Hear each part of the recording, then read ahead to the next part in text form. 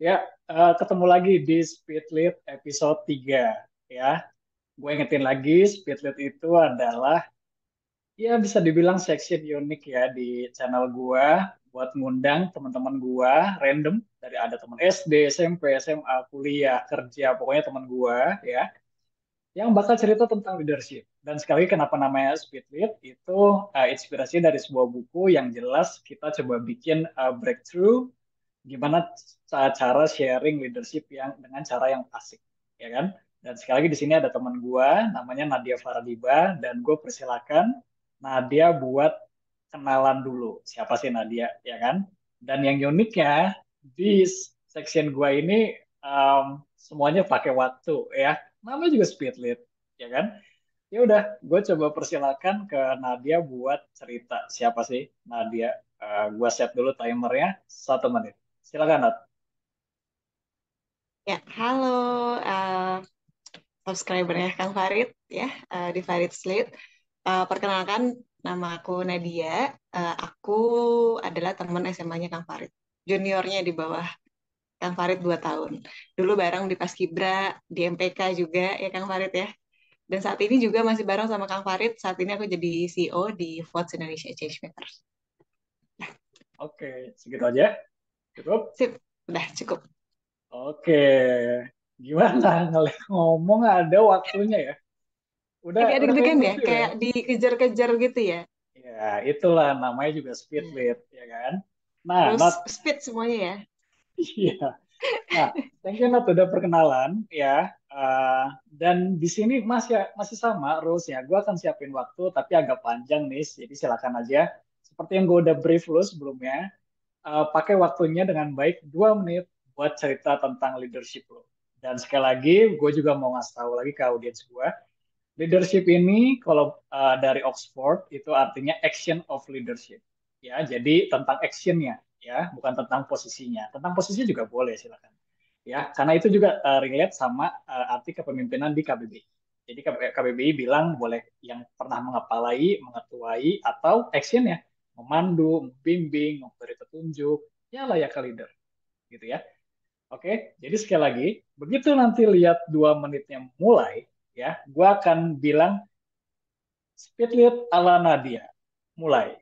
Nah, jadi langsung silakan cerita. Oke, sekali lagi dalam 2 menit. Siap, Nat? Sip. Oke, Agak ya. deg-degan ya, 2 menit ya. Bismillah ya. Oke, ya. 3, 2, 1. Speed lead ala Nadia. Oke, jadi pengalaman yang pengen aku share di sini adalah pengalaman aku setahun yang lalu di Voice Indonesia. Waktu itu kita mengambil suatu keputusan yang besar, di mana namanya keputusan pasti ada yang pro sama yang kontra ya teman-teman ya. Tapi ternyata di keputusan itu ada yang sangat-sangat kontra dan orangnya sangat vokal sampai dia apa ya menghubungi satu-satu nih tim manajemennya Vote saat itu. Dan termasuk aku waktu itu aku udah menjabat sebagai CEO-nya Foods. Dan sangat susah sekali untuk mengajak ngobrol satu orang ini gitu. Tapi akhirnya aku kasih time out dulu. Setelah time out supaya sama-sama tenang dua-duanya. Kemudian aku coba jelasin semuanya dengan memberikan fakta dan dengan plain language. Tujuannya apa?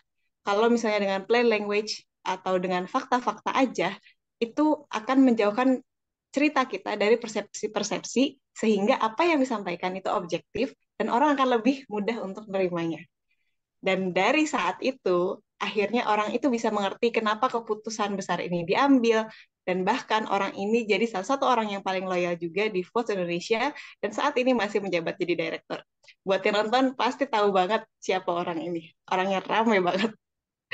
Cukup. Ya Allah, deg-degan. Oke, oke, oke. Nafas dulu, ya. Aduh, Thank you, Nat. Ini nggak afdol, nggak sah kalau cuman lo doang yang dikasih waktu. Gue juga nih, sekarang giliran gue yang dikasih waktu.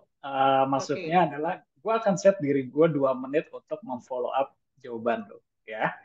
Dan ya. baik lagi, terserah lo nih jawabnya. Kalau lo jawabnya komprehensif, artinya mungkin cuma satu pertanyaan yang bisa gue follow up. Tapi lo kalau mau pendek-pendek, singkat, concise, mungkin akan dapat 2 pertanyaan follow up dari gue. Oke? Oke. Oke, sekarang lead-nya di gua. Oke. Nah, tadi lu bilang, Nat, lu membuat sebuah keputusan, ya kan? Dan gue dengar tadi udah di-spill dikit caranya memberikan fakta. Ya, coba boleh nggak jelasin lagi gimana sih seorang Nadia tuh membuat sebuah keputusan? Oke, jadi yang namanya membuat keputusan itu nggak bisa apa ya langsung set set set set gitu. Jadi yang namanya keputusan pasti ibarat kalau karena aku orang medis ya, jadi pasti ada keputusan yang bertingkat.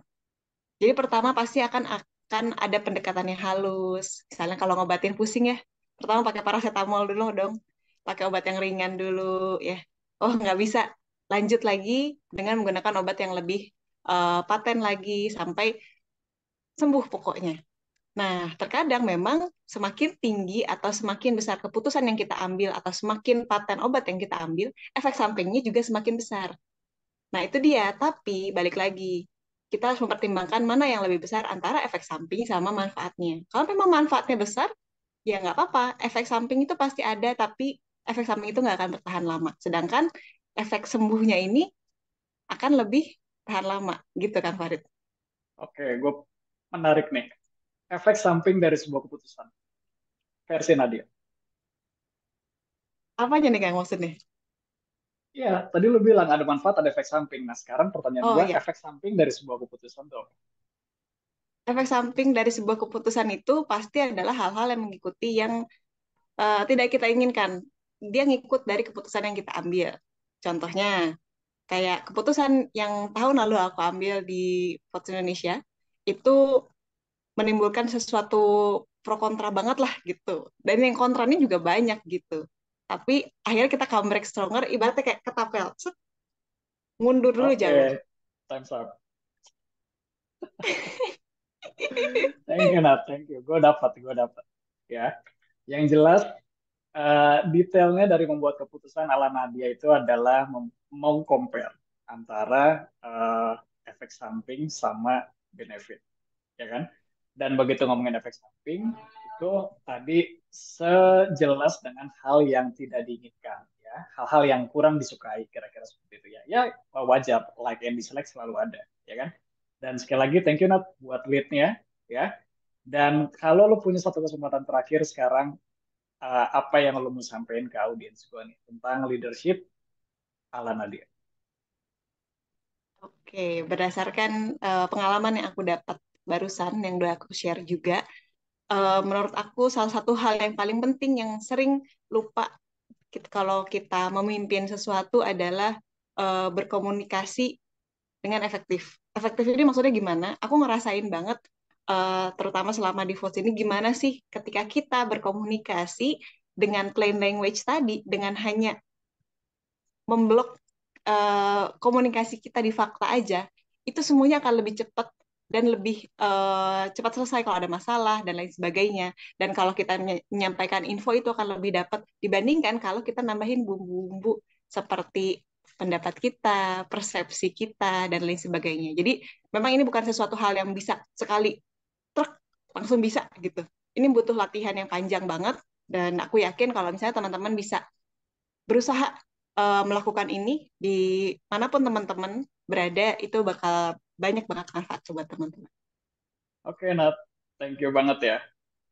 Sebelum bubar, boleh ya kita foto dulu buat speed lead episode 3 nih. Oke, kayaknya Oke, bebas. Oke, gue bantu take a picture ya. oke, Satu, dua, tiga. Oke Nat, thank you ya. oke Kak Oke, Farid. sampai ketemu di speed lead selanjutnya. Oke, bye.